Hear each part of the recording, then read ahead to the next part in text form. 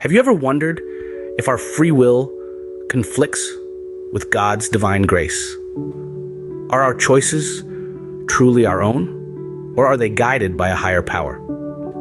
And if so, how does this reflect on our understanding of God's mercy and justice? The Reformed view of free will, often misunderstood, actually provides enlightening insights into these questions.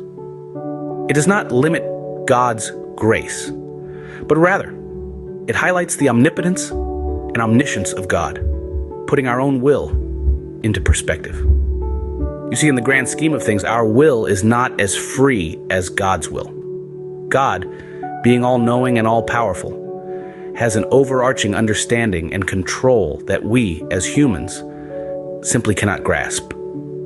Our free will, then, is limited by our own human constraints, and more importantly, by the effects of the fall. Yet, within these limitations, we are free to do as we please. The paradox lies in the fact that we often do not choose what we should do. This is where the concept of being born again or regenerated comes into play.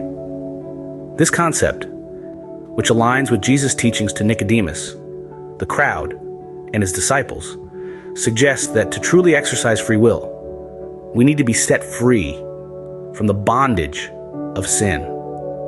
True freedom, then, is not merely doing what one wants, but also doing what one should.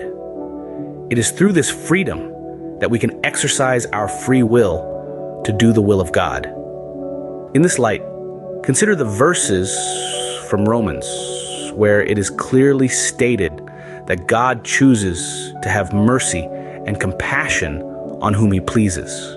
He chose Abraham, chose Israel among all nations, and even chose Paul as his instrument to carry his name. So the question is not about limiting God's grace or questioning his justice. It's about understanding our place and our will in relation to God's.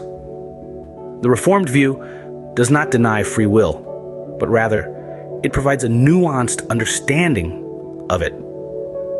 In summary, the Reformed view of free will acknowledges our ability to make choices, but within the context of God's superior wisdom and power.